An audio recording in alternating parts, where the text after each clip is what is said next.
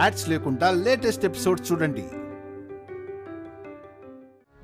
ఈ విధి మీతో ఆడుతున్న నాటకం ఎంత బలమైనదైనా మీ ఇద్దరి మనసుల ముందు గెలవలేదు.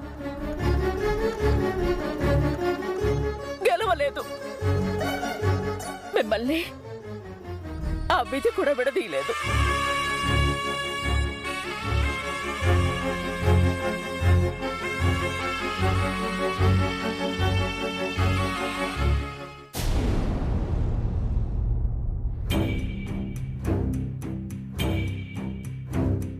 ఆగు.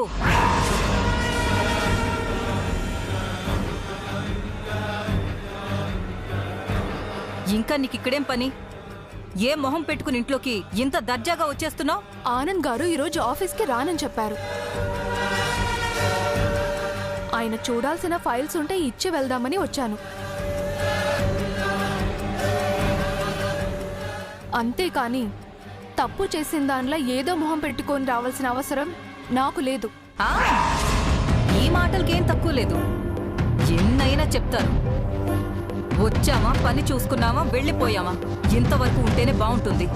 ఫైల్స్, సంతకాలు అంటూ ఇంటికొచ్చి పిచ్చి పిచ్చి రాయబారాలు నడిపితే నీకు మర్యాదగా ఉండదు.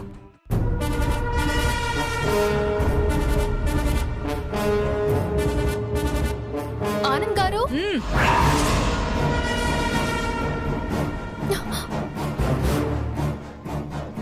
అయినా ఫైల్ ఇంటి వరకు మోసుకొచ్చావు కదా, అది చాలు. ఆనంద్ చేతి వరకు తీసుకెళ్లాల్సిన అవసరం లేదు. ఏంటా చూపు? పద్ధతైన చోటు నుంచి వచ్చుంటే ఎవ్వరిని కూడా ఆపరు. ఒకప్పుడు ఇలానే ఒకరు ఆఫీస్లో పనిచేస్తూ ఒక విలువైన ప్రాపర్టీని కొట్టేసే ప్రయత్నం చేశారు. ఇప్పుడు అదే ఆఫీస్లోకి, అదే పోస్ట్లోకి నువ్వొచ్చావు. నువ్వేం చేస్తావో ఎవరికి తెలుసు?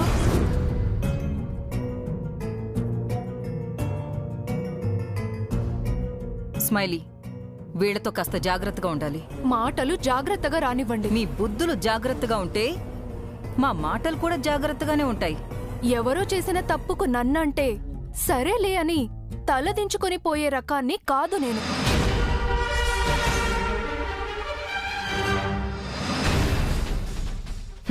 నువ్వెలాంటి దానివో మాకెందుకు? మా జాగ్రత్తలో మేముంటే మాకు కూడా చాలా మంచిది. చేతులు కాలేక ఆకులు పట్టుకోవడం కంటే అదేదో ముందే జాగ్రత్తగా ఉంటే ఏ ముదనష్టపు గోలా ఉండదు. స్మైలీ, ఇదిగో వెళ్ళి ఆనంద్తో సంతకం అంట పెట్టించు. నీ పని ఆఫీస్ వరకే. అంతకు మించి ఏ విషయాల్లోనూ నువ్వు కలగజేసుకోకూడదు. వదినా, చైత్రనే ఈ ఇంటికి తగదు అని బయటకు పంపించేశాక ఇంకా ఈవిడ మాత్రం మన ఆఫీస్లో అవసరమా? ఈ విషయం ఆనంద్కి ఎప్పుడు అర్థమవుతుందో ఏంటో. ఏమంటున్నారు? మా అక్కని బయటికి పంపించేశారా? హరేరే, ఈ న్యూస్ నీకింకా తెలీదా? లేకపోతే నువ్వే తెలుసుకోలేదా? ఈ పాటికి మీ అక్క చేతికి విడాకుల నోటీస్ కూడా అందే ఉంటుంది.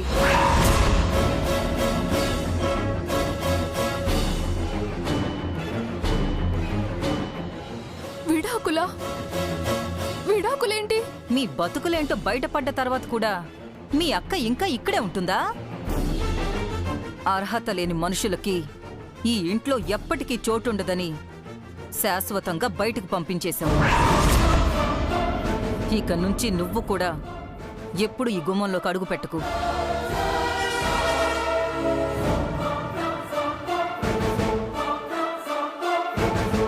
తప్పు చేసింది మా అక్క కాదు కదా, తననెందుకు ఇలా శిక్షించడం? తప్పుడు మనిషి కడుపున పుట్టడం మొదటి తప్పు. ఆ మనిషిని వెనకేసుకుని రావడం అంతకు మించిన తప్పు. ఈ రెండు తప్పులు చేసింది అంటే తన క్యారెక్టర్ కూడా అలాంటిదానే కదా అర్థం. హంస గారు,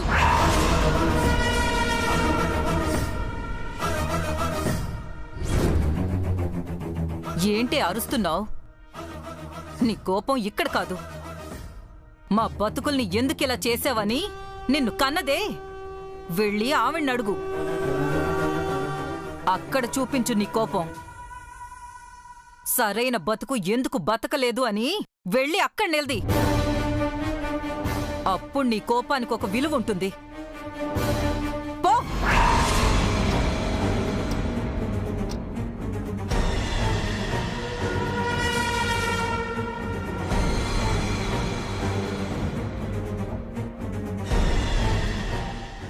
ఎందుకే ఆవిడేదో తప్పు చేసిందని ఈ పిల్లని బాధపెట్టడం? ఇదేం తక్కువది కాదులేమ్మా. ఇవన్నీ ఒక గూటి పక్షులు కాదు, ఒకే పక్షి పిల్లలు. బ్రీడు చేసే ఫ్రాడు బ్లడ్లోనే ఉంటుంది.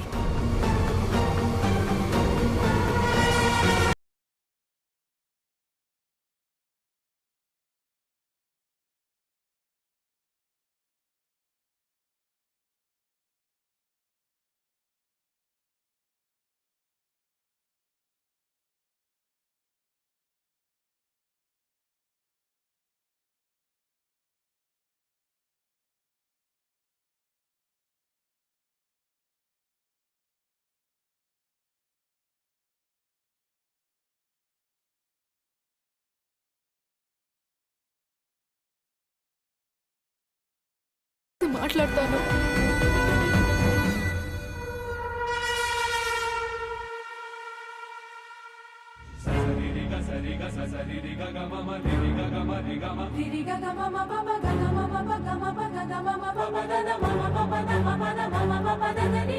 నువ్వు లేకుండా నేను ఎలా బ్రతికుంటాను?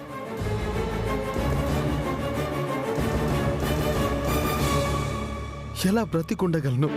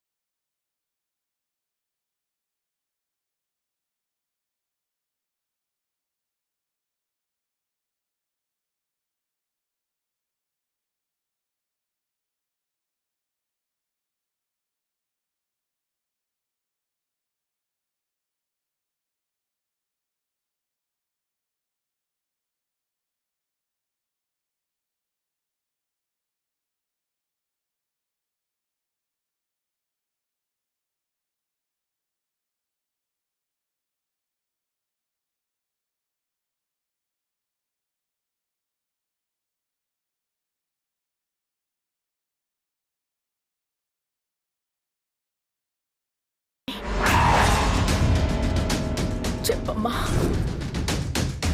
మహాలక్ష్మి, మాట్లాడమ్మా. అక్క మనసు బాలేదమ్మా, ఏదైనా చెప్పాలా? మహాలక్ష్మి మాట్లాడబెట్టమ్మా. నా మీద కోపంతో ఎక్కడో హాస్టల్లో ఉంటున్నావు. అయినా సరే నువ్వెక్కడున్నా క్షేమంగా ఉంటే చాలు మహాలక్ష్మి. ఒక్కసారి నాతో మాట్లాడమ్మా. మాట్లాడమ్మా మహాలక్ష్మి. సరేనమ్మా, మాట్లాడొద్దులే. నిన్నిలా కూడా బాధ పెట్టిందాన్ని అవలేను. అక్కతోనే మాట్లాడమ్మా. ఫోన్ తీసుకెళ్ళి అక్కకిస్తాను.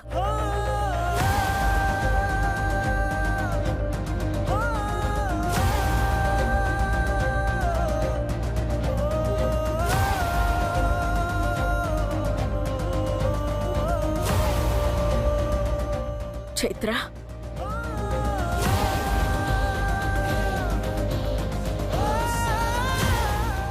చైత్ర, మహాలక్ష్మి లైన్లో ఉందమ్మా.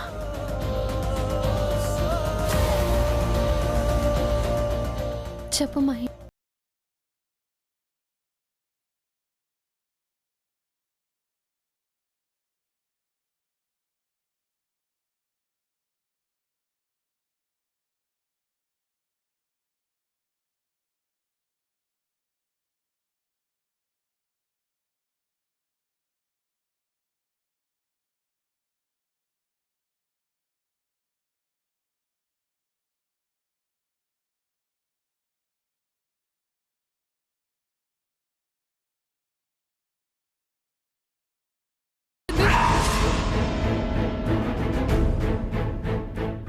అమ్మ వల్ల ఏంటి మహి?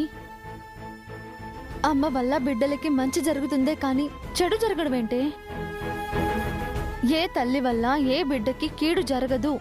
జరిగింది కదక్కా. ఏ నీకు జరిగిందేంటక్కా? మేలా వాళ్ళు నీ జీవితాన్ని ప్రశ్నించారంటే నువ్వు తప్పు చేసినట్టు ప్రశ్నించినట్టేగా. అక్క నువ్వు అక్కడ ఉండొద్దక్కా, బయటకు వచ్చేసాయి. తన వల్ల ఇంకా ఇంకా ఏ ప్రమాదం ఉందో ఏంటో. ఆవిడ మనకు వద్దక్కా, వద్దక్కా, వద్దు.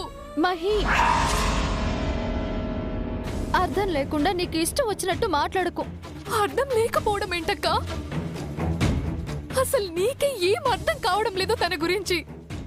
ఒక్క విషయం గుర్తుంచుకో మహి, నువ్వు తనని ఎంత ద్వేషించినా అమ్మ నీ గురించి ఆలోచిస్తూ ఉంది. నా మాటలు నీకిప్పుడు కోపం కలిగించినా అమ్మ ప్రేమ ఎంత గొప్పదో నీకు తెలిసే రోజు ఖచ్చితంగా వస్తుంది. అంతవరకు నువ్వు జాగ్రత్తగా ఉండు మహి. నా గురించి నువ్వేం దిగులు పడకు. ఎవరెన్ని కుట్రలు పన్నినా నన్ను ఎవ్వరూ ఏమీ చేయలేరు. నా విరాజ్ నన్ను అర్థం చేసుకుంటాడు. ఇక నా జీవితంలో ఎటువంటి ప్రశ్నలు ఎదురైనా నేను భయపడను. ఇప్పుడు నాకున్న భయం అంతా ఒక్కటే మహి, అది నీ గురించే. మాకు దూరంగా ఉంటున్నావు. ఎప్పుడు తిరిగి మా దగ్గరికి వస్తావేమోనని ఆశగా ఎదురు చూస్తున్నామే.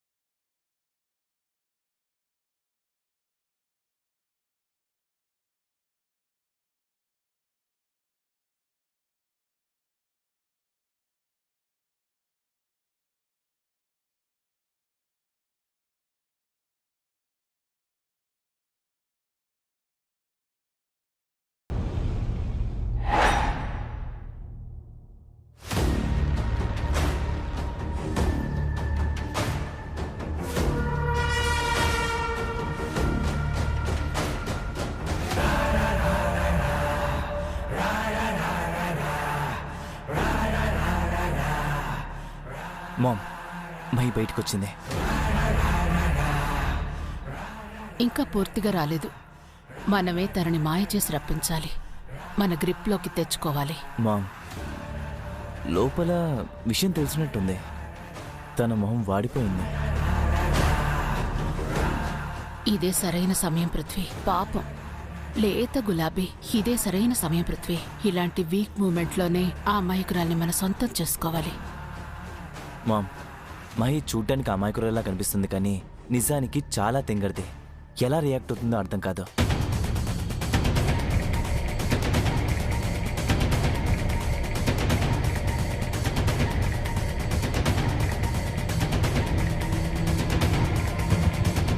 పృథ్వీ, ఆడది నార్మల్గా ఉన్నప్పుడు వేరు, మానసికంగా నలిగిపోతున్నప్పుడు వేరు.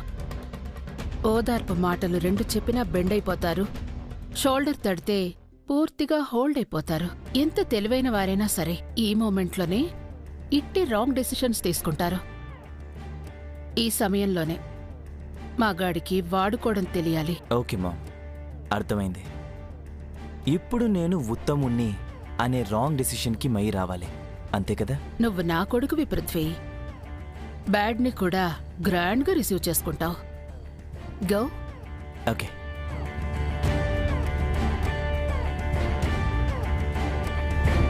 మహి, మహి, మహి.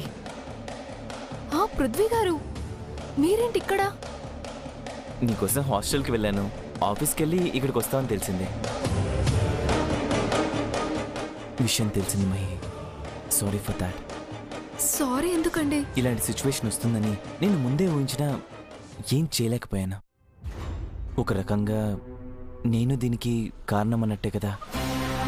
అలా ఏం లేదు పృథ్వీ గారు. లేదు మహి, అప్పుడు చైత్ర పట్ల కానీ నీ పట్ల కానీ నేను ప్రవర్తించిన విధానం కొంత హార్ష్గా ఉండడం వల్లేనేమో చైత్ర నా జీవితంలోకి రాకుండా పోయింది. అలాంటి వాళ్ళ వల్ల మీ ఫ్యామిలీకి ఏమవుతుందో అనే టెన్షన్లోనే కదా అప్పుడు నేను అలా ప్రవర్తించాను. ఇది ఆ క్షణంలో మీకు ఎవరికీ అర్థం కాలేదు. ఇప్పుడు ఇలా అయిపోయింది. అరే, ఎప్పుడో తల్లి పట్ల తప్పు జరిగిందని అసలు అది నిజమో కాదో తెలుసుకోకుండా చైత్రకి విడాకులు ఇస్తున్నానంటే వాళ్ళని ఏమనాలి మహి? అసలు వాళ్ళు మనుషులేనా? పృథ్వీ గారు, సారీ మహి, ఏదో ఎమోషన్లో. పృథ్వీ గారు, మీరు మా విషయంలో ఎంత బాధపడుతున్నారో అర్థమవుతుంది. మీ ఇంటెన్షన్ని తప్పుగా అర్థం చేసుకున్నాను. I'm extremely sorry. అయ్యో మహి, నువ్వు సారీ చెప్పడం ఏంటి? అప్పుడు జరిగింది అసలు నా మనసులో కూడా లేదు. ఇప్పుడు ఇలా జరుగుతుందన్న బాధ తప్ప మరొకటి ఏది కాదు Mahi. Anyways, leave that one.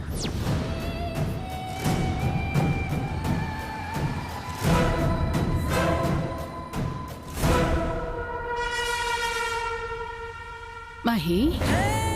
Aunty, మీరా? అవునమ్మా, పని మీద వెళ్తున్నాను అనుకోకుండా నువ్వు కనపడ్డావు. ఏంటి ఇక్కడ? మా ఎండి గారి ఇల్లు ఇక్కడే అండి, పనుండి వచ్చాను. అవును, ఈ అబ్బాయి ఎవరు? చాలా చక్కగా ఉన్నాడు. నీ బాయ్ ఫ్రెండా? అయ్యో కాదా ఆంటీ. ఓ, కావలసిన మనిషి అనుకుంటా. అవునాంటీ, మా ఫ్యామిలీకి చాలా దగ్గర మనిషి. పేరు పృథ్వీ. ప్రాబ్లమ్స్లో కూడా మా పక్కనే ఉంటారు. మహి, మేడం గారు. నేను మహాలక్ష్మికి బాగా కావాల్సిందానే బాబు. Nice to meet you. Meet. చూడ్డానికి నా కొడుకులాగే అనిపిస్తున్నావు. అలాగే అనుకోండి మేడం, తప్పేముంది. ప్రాబ్లమ్స్ వచ్చినప్పుడు పక్కనే తోడుగా ఉండడం అందరి వల్ల కాదు బాబు. నువ్వు మహాలక్ష్మి పక్కనే ఉన్నావంటే చాలా సంతోషంగా ఉంది బాబు. You are gentlemen. Nice. Mahi, ఇప్పుడు ఎక్కడికి వెళ్తున్నావు? ఆఫీస్కా? లేదు పృథ్వీ గారు, ఆఫీస్కి వెళ్లే మూడ్ లేదు.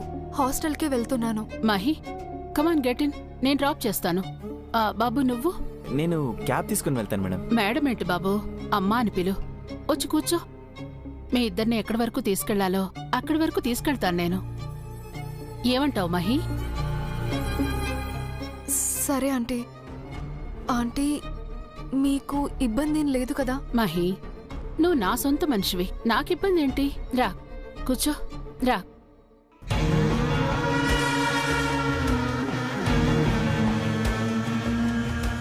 కూర్చో బాబు.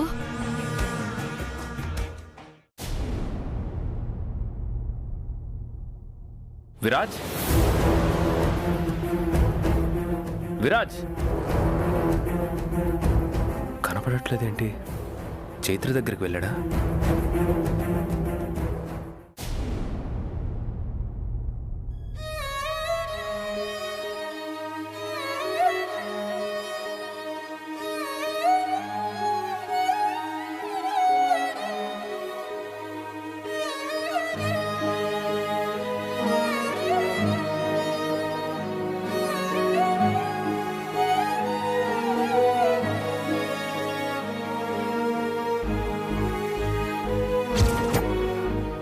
నా వల్ల తనకేదైనా బాధ కలిగితే నీతో చెప్పుకునేది. నువ్వు మా ఇద్దరిని కలుపుతావనే కదా నమ్మింది. ఇప్పుడు అపార్థాలన్నీ తొలగిపోయి ఒకటయ్యే సమయానికి ఇద్దరిని శాశ్వతంగా దూరం చేశావు. మేమిద్దరం కలిసి ఉండడం నీకు కూడా ఇష్టం లేదా?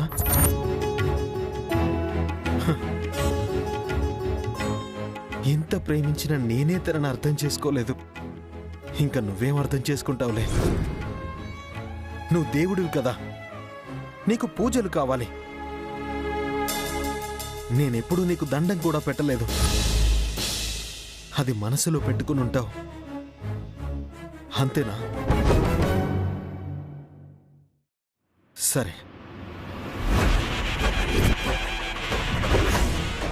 ఇప్పుడు దండం పెట్టుకుంటున్నాను. నీ మనసు మార్చుకుంటావా? మా ఇద్దరిని మళ్ళీ కలుపుతావా? అడిగేది నిన్నే. సమాధానం చెప్పు.